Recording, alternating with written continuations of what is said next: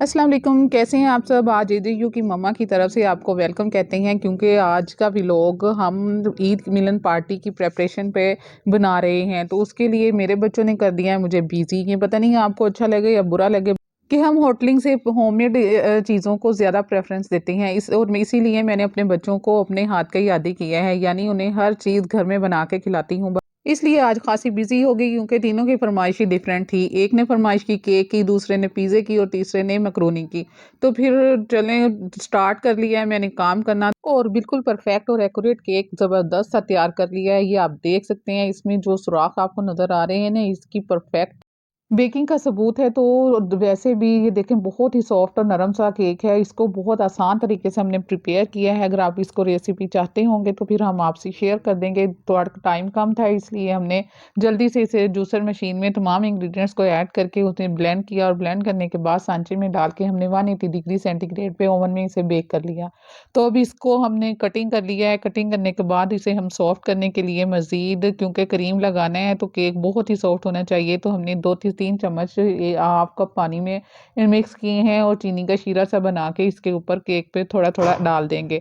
तो दोनों परत पे आपने के शीरा डाल देना है, और शीरा डालने के बाद आप इसको रख दें तकरीबन हाफ घंटे के लिए फ्रिज में, ये थोड़ा सेट हो जाए। यहाँ हमने मकरूनी की तैयारी स्टार्ट कर दी है कि एक पतीला रख दिया है हमने चूल्हे पे, उसमें हमने तकरीबन 1 किलो पानी डाल दिया है। 2 चम्मच हमने उसमें घी के डाले हैं और थोड़ा सा नमक ऐड कर दिया है, और इसमें ऐड कर रहे हैं हम मकरूनी, ताकि मकरूनी जब बॉयल हो तो फिर एक दूसरे से जुड़े ना। ये टिप है आपके लिए।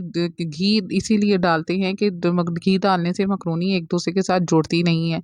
तो अब 6 से 7 मिनट हम इसको पकाएंगे। तो तकरीबन 7 मिनट के बाद ये मकरूनी जो है वो अपने साइज़ में डबल हो जाएगी, और जब ये बॉयल हो जाएगी तो फिर हम इसे स्ट्रेनर की मदद से निकाल लेंगे। यहाँ आप देख रहे होंगे कि कितनी ज़बरदस्त ये बॉयल हो चुकी है। तो चलें अब इसको जल्दी से निकाल लेते हैं।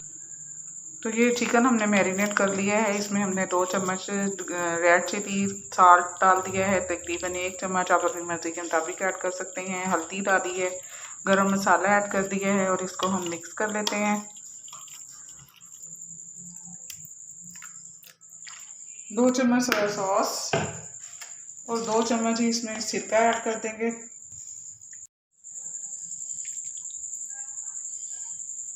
ये 1 प्याली दही डाल दिया है हमने। अब इसको हम अच्छी तरह से मैरिनेट करेंगे, और मैरिनेट करके इसको रख देंगे फ्रिज में। ये ओवरनाइट पड़ा रहेगा, तो फिर इसमें इन तमाम मसालों का अरोमा जो है वो बहुत अच्छी तरह से जज़्ब हो जाएगा। तो इतना मज़े का पिज़्ज़ा बनेगा, और कुछ इसमें से हम चिकन ऐड करेंगे मकरूनी में। तो दोनों रेसिपीज़ आपको बना के दिखाएंगे। तो अब इसी मैरिनेटेड चिकन को गलाने के लिए हमने पतीले में डाल दिया है, और मीडियम आंच पे हम 4 से 5 मिनट इसको पकाएंगे। जब दही का पानी खुश्क हो जाएगा तो फिर इसमें 2-3 चम्मच हम घी के डालेंगे और इसको फ्राई कर लेंगे। आप देखेंगे बोटी जो है वो अच्छे से गल चुकी है। तो फिर हम आंच बंद करके इसको थोड़ा ठंडा करेंगे, और मज़ीद छोटे-छोटे पीसेस में डिवाइड कर लेंगे। और डिवाइड करने के बाद हाफ़ चिकन को हमने पिज़्ज़ा के लिए अलग कर लिया है, और बाकी का हाफ़ चिकन ये हमने दोबारा से पतीले में चूल्हे पे चढ़ा दिया है। और इसमें अब हम ऐड करेंगे बाकी चीज़ें, क्योंकि हमने ये चिकन मकरूनी में ऐड करना है। तो अब इसमें हमने 1 से 2 शिमला मिर्च बारीक कटी हुई ऐड कर दी हैं, कुछ बंद गोभी ऐड कर देंगे, एक थोड़ा सा प्याज चॉप किया हुआ ऐड कर देंगे। इसको हल्का सा फ्राई करेंगे, और फ्राई करने के बाद मज़ीद आप चाहें तो इसमें मसाले स्पाइसी करने के लिए डाल सकते हैं। हम यहाँ बच्चों के लिए तैयार कर लिए हैं, इसलिए बहुत ज़्यादा स्पाइसी हमने मकरूनी नहीं बनाई, लेकिन इसमें हम मज़ीद 2-3 चम्मच केचप के ऐड कर देंगे, जो कि बहुत ही मज़े का टेस्ट देता है। तो केचप ऐड करने के बाद फिर 1-2 मिनट फ्राई करेंगे, और फिर हम इसमें ऐड कर देंगे मकरूनी। तो मकरूनी ऐड करने के बाद जस्ट 2 से 3 मिनट आप इसको दोबारा से फ्राई करेंगे, ताकि तमाम मसालों का अरोमा जो है मकरूनी में अच्छी तरह से जज़्ब हो जाए। तो देखा आपने कितना आसान और सिंपल तरीका है मकरूनी तैयार करने का। इतनी मज़े की ज़बरदस्त सी मकरूनी तैयार होती है ना कि उसका क्या कहना। तो अब पिज़्ज़ाज़ तैयार करने के लिए मैंने डिश ले ली है बेकिंग के लिए। उसको हम पहले तो ग्रीस कर लेंगे, यानी थोड़ा-सा ऑयल लेंगे, उसको लगा लेंगे, और लगाने के बाद मिनी पिज़्ज़ाज़ तैयार कर रही हूँ मैं अपने बच्चों के लिए 3 अदद। तो आपने एक छोटा-सा पेड़ा बनाना है डो का, और उसकी ब्रेड बना के छोटी-सी आपने इस तरह से डिश में रखनी है, और फिर उसके ऊपर आप केचप लगाएँ, चाहें तो पिज़्ज़ा सॉस रेड अलग से तैयार करके भी लगा सकते हैं। तो पिज़्ज़ा सॉस कैसे बनाते हैं या फिर डो कैसे बनाते हैं, इसकी रेसिपी इंशाल्लाह बहुत जल्द मैं अपने कुकिंग के चैनल मील इज़ डील पे शेयर कर दूँगी। आप वहाँ विज़िट कर सकते हैं।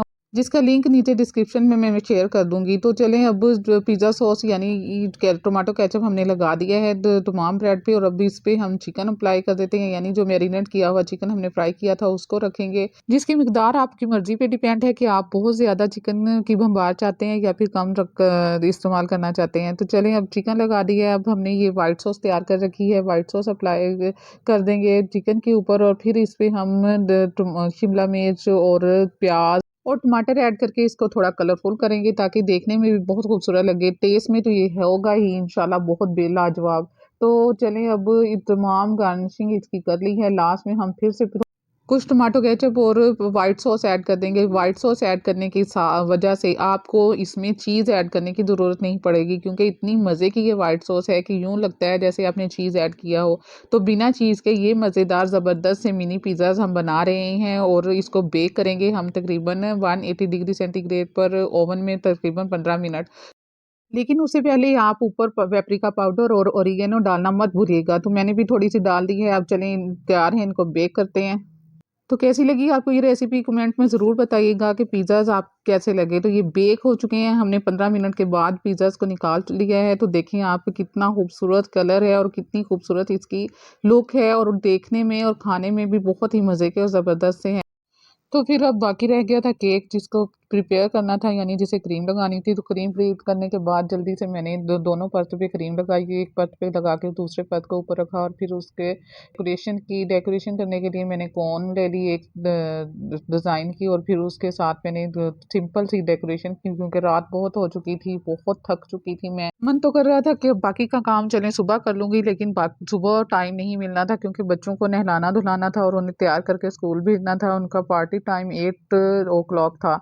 तो फिर जल्दी से सिंपल सी डेकोरेशन की केक की, और फिर इसे फ्रिज में रखा। तो बच्चे खुश हो गए जब उन्होंने देखा कि उनकी मनपसंद तमाम चीज़ें तैयार हैं। तो फिर इनको पार्ट्स में डिवाइड करके पैकिंग की, और कैसे बच्चों को तैयार करके पार्टी पे भेजा, नेक्स्ट व्लॉग में इंशाल्लाह आपसे शेयर करेंगे। लेकिन उनको स्कूल में भेजने के बाद लार्ज साइज का पिज़्ज़ा तैयार किया, और फिर बैठ के मज़े से खाया, और सब घर वालों को चेक करवाया, क्योंकि ये हमारे घर का असूल है कि घर में जो चीज़ भी बनती है वो सभी के लिए बनती है। तो सभी मज़े लेते हैं। तो ये पिज़्ज़ा आपके सामने है, कैसा लगा, कैसा बना, कैसा लग रहा है, उम्मीद है आपको बहुत पसंद आया होगा। तो फिर इसकी रेसिपी जल्दी से ट्राई करें और फिर हमें फीडबैक दें। उम्मीद है आपको ये व्लॉग पसंद आया होगा, तो फिर फीडबैक ज़रूर दीजिएगा, और जाने से पहले लाइक, सब्सक्राइब और शेयर करना मत भूलिएगा। तो फिर मिलेंगे इंशाल्लाह। अल्लाह हाफ़िज़।